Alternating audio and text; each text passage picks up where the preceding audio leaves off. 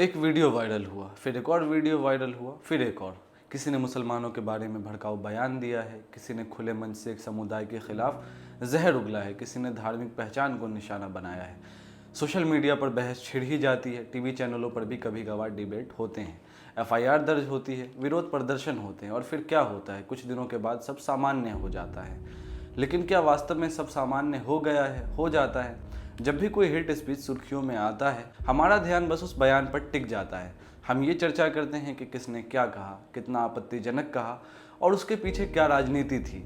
लेकिन बहुत कम लोग एक दूसरा सवाल पूछते हैं, उसके बाद क्या हुआ? हेट स्पीच के बाद आखिर हुआ क्या? क्या उस व्यक्ति को कानूनी सज़ा मिली? क्या उसकी राजनीतिक हैसियत कम हुई? क्या उसकी सामाजिक स्वीकृति घटी? या फिर उसके साथ बिल्कुल उल्टा हुआ? क्या वह पहले से ज़्यादा लोकप्रिय हो गया है? क्या उसके वीडियो पहले से ज़्यादा वायरल होने लगे हैं? क्या उसे और बड़े मंच मिलने लगे हैं? भारत में ये सवाल और महत्वपूर्ण हो जाता है क्योंकि पिछले कुछ वर्षों में हेट स्पीच की घटनाओं में लगातार वृद्धि दर्ज की गई है। विभिन्न स्वतंत्र निगरानी संगठनों के अनुसार 2024 में हेट स्पीच की घटनाएं रिकॉर्ड स्तर तक पहुंची। इनमें से अधिकांश घटनाओं का निशाना मुसलमान थे। चुनावी रैलियों से लेकर धार्मिक आयोजनों तक और सोशल मीडिया से लेकर सार्वजनिक मंचों तक मुस्लिम समुदाय को लेकर आक्रामक भाषण का सिलसिला लगातार दिखाई दिया है।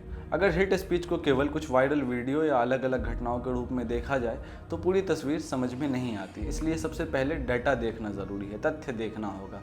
पिछले कुछ वर्षों में विभिन्न स्वतंत्र निगरानी संस्थाओं और शोधकर्ताओं ने यह दर्ज किया है कि भारत में हेट स्पीच की घटनाओं में लगातार वृद्धि हुई है। विशेष रूप से 2024 और 2025 के दौरान सामने आए आंकड़े बताते हैं कि ये केवल कुछ व्यक्तियों का व्यवहार नहीं है, बल्कि एक व्यापक सामाजिक और राजनीतिक प्रवृत्ति बन चुकी है। इन घटनाओं का सबसे महत्वपूर्ण पहलू ये है कि इनमें से अधिकांश का निशाना मुस्लिम समुदाय रहे हैं, मुसलमान रहे हैं। चुनावी सभाओं, धार्मिक आयोजनों, जुलूसों और सार्वजनिक मंचों पर दिए गए भाषणों में बार बार मुसलमानों को जनसंख्या, घुसपैठ, राष्ट्रभक्ति, सुरक्षा और सांस्कृतिक पहचान जैसे मुद्दों से जोड़कर प्रस्तुत किया गया है। लेकिन यहाँ केवल संख्या महत्वपूर्ण नहीं है, महत्वपूर्ण ये भी है कि इन घटनाओं का स्वरूप क्या है। अगर किसी समाज में नफरत भरे बयान कभी कभार सामने आते हैं तो उन्हें अपवाद कहा जा सकता है।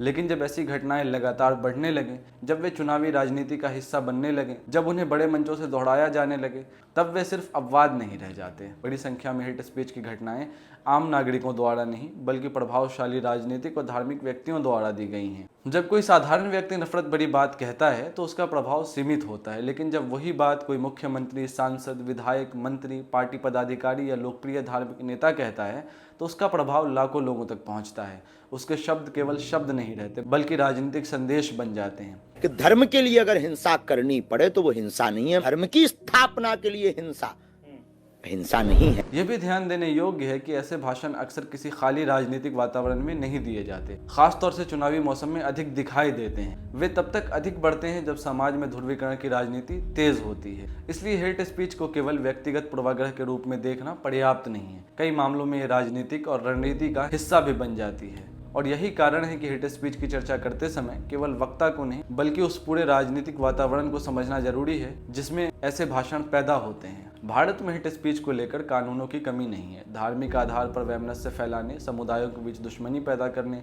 और सार्वजनिक शांति को प्रभावित करने वाले भाषणों के खिलाफ कानूनी प्रावधान मौजूद है। अगर कानून मौजूद हैं तो फिर हेट स्पीच लगातार क्यों बढ़ रही है? इसका एक उत्तर कानूनी विशेषज्ञ अक्सर देते हैं। समस्या कानून की नहीं है, उसके अनुप्रयोग की। कई मामलों में एफआईआर दर्ज ही नहीं होते, कई मामलों में दर्ज होते हैं लेकिन जांच वर्षों तक चलती रहती है। कई मामलों में गिरफ्तारी होती है लेकिन मुकदमे का परिणाम सामने आने में इतना समय लग जाता है कि सार्वजनिक स्मृति से पूरा मामला ही गायब हो जाता है। इस स्थिति का सबसे बड़ा नुकसान ये होता है कि लोगों का भरोसा कमजोर होने लगता है। जब नागरिक देखते हैं कि कुछ मामलों में तेज कार्रवाई होती है और कुछ मामलों में नहीं, तो उनके मन में निष्पक्षता को लेकर सवाल पैदा होते हैं, चाहे वह धारणा सही हो या गलत।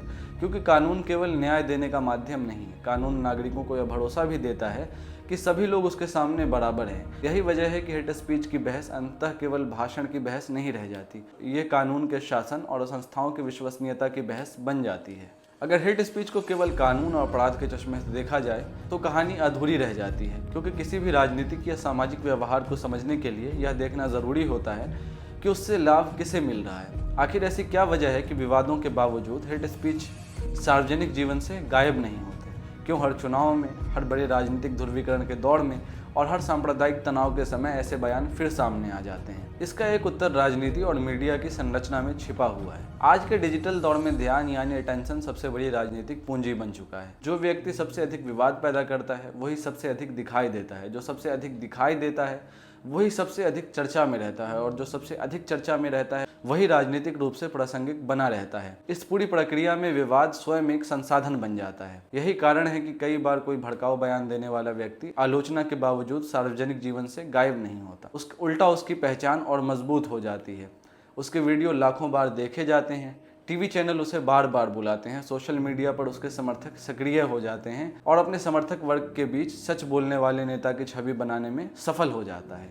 इसलिए हेट स्पीच की बहस नैतिकता या कानून की बहस नहीं है, ये प्रोत्साहन यानी इंसेंटिव्स की भी बहस है। जब तक नफरत से मिलने वाले लाभ का सवाल नहीं पूछा जाएगा तब तक हेट स्पीच के बढ़ते दायरे को पूरी तरह समझना मुश्किल रहेगा।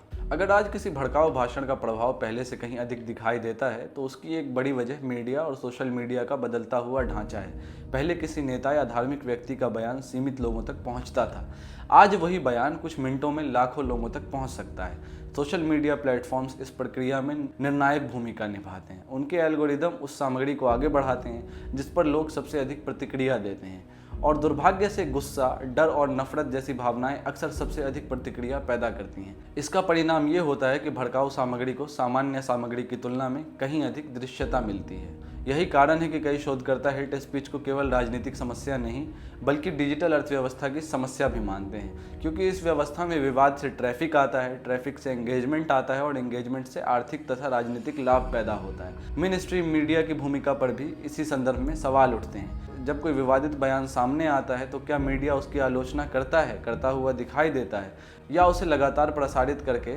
उसकी पहुंच बढ़ा देता है? क्या टीआरपी की प्रतिस्पर्धा में कभी कभी वही चेहरे सबसे अधिक दिखाई देते हैं जो सबसे अधिक विवाद पैदा करते हैं? अगर मीडिया और सोशल मीडिया मिलकर किसी भड़काऊ बयान को लाखों लोगों तक पहुंचा दे तो उसका प्रभाव किसी स्थानीय घटना तक सीमित नहीं रहता, वह राष्ट्रीय विमर्श का हिस्सा बन जाता है। भारत में हेट स्पीच पर उपलब्ध अधिकांश रिपोर्ट में एक बात बार बार सामने आती है, इन घटनाओं का सबसे बड़ा निशाना मुसलमान होते हैं। यह केवल संयोग नहीं हो सकता, इसलिए ये समझना आवश्यक है कि आखिर भारतीय राजनीति और सार्वजनिक विमर्श में मुस्लिम पहचान इतनी बार केंद्र में क्यों दिखाई देती है। पिछले एक दशक में मुसलमानों को लेकर कई तरह की राजनीतिक बहसें सामने आई हैं। कभी जनसंख्या का मुद्दा, कभी लव जिहाद, कभी घुसपैठ, कभी राष्ट्रवाद, कभी वक्फ और कभी धार्मिक प्रतीकों का प्रश्न। इन सभी मुद्दों पर अलग अलग राजनीतिक राय हो सकती है, लेकिन एक तथ्य स्पष्ट है, मुस्लिम पहचान को लगातार राजनीतिक चर्चा के केंद्र में रखा गया है। आलोचकों का तर्क है कि इससे मुसलमानों को एक नागरिक समुदाय के बजाय एक राजनीतिक समस्या के रूप में प्रस्तुत किया जाने लगा है। जब किसी समुदाय को बार बार सुरक्षा, खतरे, जनसंख्या या राष्ट्रभक्ति के संदर्भ में बात की जाती है तो धीरे धीरे उसके प्रति अविश्वास का माहौल बन जाता है, और यही वह समय है जहां से हेट स्पीच और राजनीति एक दूसरे से जुड़ने लगते हैं, क्योंकि हेट स्पीच अक्सर शून्य में पैदा नहीं होते, पहले से मौजूद पूर्वाग्रहों, डर और राजनीतिक आख्यानों पर आधारित होते हैं। जब किसी समुदाय को लगातार दूसरा या खतरा बताने वाली भाषा सामान्य हो जाती है तब उसके खिलाफ भड़काऊ बयान देना भी आसान हो जाता है। यही वजह है कि हेट स्पीच का प्रश्न केवल विवादित भाषणों का प्रश्न नहीं है, यह उस व्यापक राजनीतिक और सामाजिक वातावरण का प्रश्न है जिसमें एक समुदाय को बार बार संदेह की निगाह से देखा जाता है। और शायद इसी कारण भारत में हेट स्पीच की बहस को मुस्लिम पहचान के प्रश्न से अलग करके नहीं समझा जा सकता। अब तक हमने देखा कि हेट स्पीच की घटनाएं बढ़ रही हैं। हमने ये भी देखा कि इन घटनाओं का सबसे बड़ा निशाना अक्सर मुसलमान होते हैं। हमने ये समझने की कोशिश की कि कानून मौजूद होने के बावजूद भी उसका प्रभाव हमेशा दिखाई क्यों नहीं देता। हमने ये भी देखा कि राजनीतिक दल, मीडिया और सोशल मीडिया किस तरह से ऐसे वातावरण बना सकते हैं जहां विवाद स्वयं एक संसाधन बन जाता है। लेकिन इन सब के बाद भी एक सवाल बचता है, आखिर इस पूरी कहानी का सबसे खतरनाक हिस्सा क्या है? क्या वह व्यक्ति जो मन से नफरत भरा भाषण देता है, या फिर वो व्यवस्था जो भाषण के बाद धीरे धीरे खामोश हो जाती है?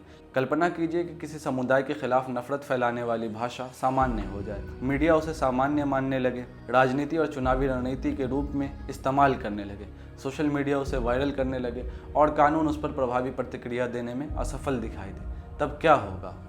धीरे धीरे समाज की संवेदनशीलता बदलने लगती है। जो बात पहले अस्वीकार्य लगती थी वह सामान्य लगने लगती है। जो भाषा पहले चौंकाती थी वो रोज़मर्रा का हिस्सा बन जाती है। जो पूर्वाग्रह पहले निजी बातचीत तक सीमित थी वे सार्वजनिक विमर्श का हिस्सा बन जाते हैं, क्योंकि लोकतंत्र केवल चुनाव से नहीं चलता। लोकतंत्र इस विचार पर आधारित है कि हर नागरिक, चाहे उसका धर्म, जाति, भाषा या पहचान कुछ भी हो, समान गरिमा और समान अधिकार रखता है। अगर किसी समुदाय को बार बार यह महसूस कराया जाए कि वह बराबरी का नागरिक नहीं बल्कि संदेह की वस्तु है, तो संविधान की मूल भावना कमज़ोर पड़ने लगती है। यहीं पर जवाबदेही का प्रश्न सबसे महत्वपूर्ण हो जाता है। जवाबदेही का अर्थ ये भी है कि राजनीतिक दल अपने नेताओं से सवाल पूछे, मीडिया नफरत को मनोरंजन में ना बदले, सोशल मीडिया कंपनियां अपने नियमों को गंभीरता से लागू करें और सबसे महत्वपूर्ण, नागरिक नफरत को सामान्य मानने से इनकार करें। क्योंकि इतिहास हमें बताता है कि किसी भी समाज में नफरत अचानक मुख्यधारा नहीं बनती, वह धीरे धीरे सामान्य बनाई जाती है। पहले शब्द बदलते हैं, फिर धारणाएं बदलती हैं, फिर व्यवहार बदलते हैं और अंततः पूरा सामाजिक वातावरण बदल जाता है। इसलिए हेट स्पीच की बहस का अंतिम प्रश्न ये नहीं है कि किसने क्या कहा, अंतिम प्रश्न ये है कि जब वो कहा गया तब हमने क्या किया। हिंदू राष्ट्र संवैधानिक रूप से हो जाना चाहिए, संवैधानिक रूप से हो जाना चाहिए। जय बात। क्या हमने उसे केवल एक और वायरल वीडियो की तरह देखा, या हमने यह समझने की कोशिश की कि यह केवल एक बयान नहीं है बल्कि उस दिशा का संकेत है जिसमें हमारा समाज आगे बढ़ रहा है। नफरत फैलाने वाले लोग हमेशा रहेंगे, राजनीतिक लाभ लेने वाले लोग भी हमेशा रहेंगे। नफरत को पुरस्कार मिलता रहेगा तो नफरत बढ़ेगी। अगर जवाबदेही पैदा होगी तो लोकतंत्र मजबूत होगा। और इसलिए इस वीडियो का अंत किसी निष्कर्ष से नहीं बल्कि एक सवाल से होना चाहिए। क्या भारत में हेट स्पीच का संकट केवल नफरत का संकट है या जवाबदेही की संकट भी है? इस सवाल का जवाब अदालतें अकेले नहीं देंगी, सरकारें अकेले नहीं देंगी, मीडिया अकेले नहीं देगी। इसका जवाब समाज को भी देना होगा और शायद लोकतंत्र की असली परीक्षा भी यही है। आप देख रहे थे रियाज की रिपोर्ट। चैनल का नाम है रियाज हैदर। सब्सक्राइब कर लीजिएगा।